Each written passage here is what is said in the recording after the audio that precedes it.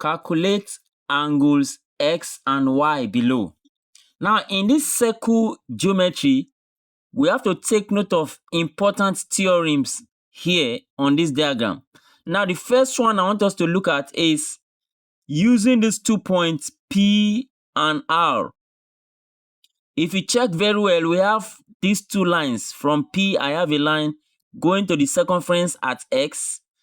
I also have another line from R going to the circumference at S. These 2 lines together make 25 degrees at the circumference of the circle. In the same way, I have another 2 lines from the same P and R, the same 2 points. Now, going to another part of the circumference, and then from the same R going to another part of the circumference, and the 2 of them together make this angle here. So if you check very well, these 2 angles are angles in the same segment. Angles in the same segment. And I've just explained how to identify angles in the same segment. You check the 2 points where the lines are coming from.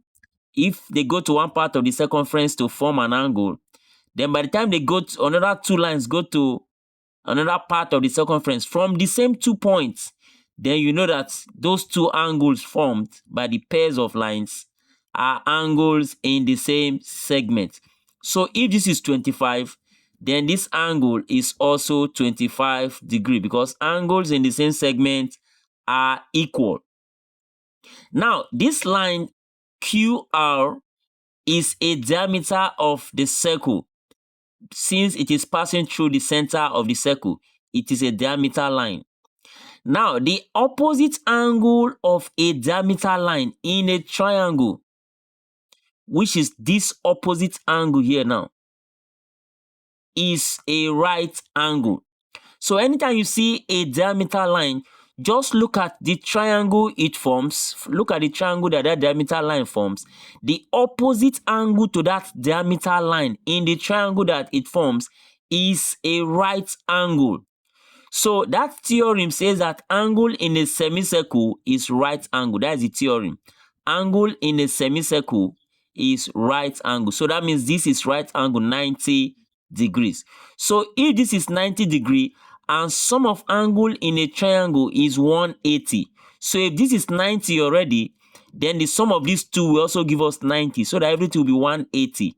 So the sum of X and 25 is 90 degrees. So I can simply say X plus 25 is equal to 90 degrees because sum of angle in a triangle is 180.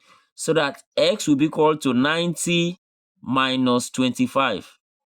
And 90 minus 25 will give us 65 degrees. So the value of angle X is 65 degrees. Now let's move on to angle Y. There's a very short method to find angle Y, and I'm going to apply that short method direct right away.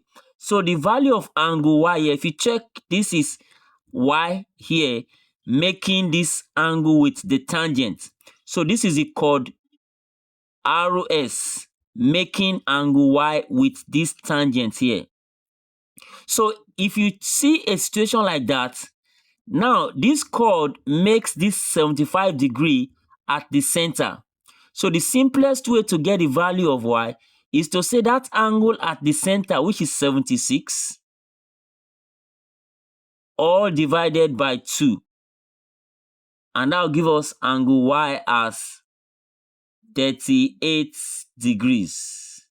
So angle Y is equal to 38 degrees. So that is just a short method to find the value of angle Y. And now, if you want to give 2 reasons, if you want to give the reasons, there are 2 reasons sum up into 1. Now, the reason for you to give is that, first of all, that angle in alternate segments are equal. Because I can just simply trace a line here like this now. So that this Y will be angle in alternate segments. So this angle here will be Y. Then I can now say angle at center is twice that at the circumference. So in order to get this one, I simply divide angle at the center by 2 to get y, which is what I've done. So in a very short method, you simply say to get this angle that the chord makes with the tangent, which is this angle y, is equal to half the angle at the center. And that will just give you your final answer. And that is it. Please don't forget to like, share, and join for more videos like this. Thank you for watching.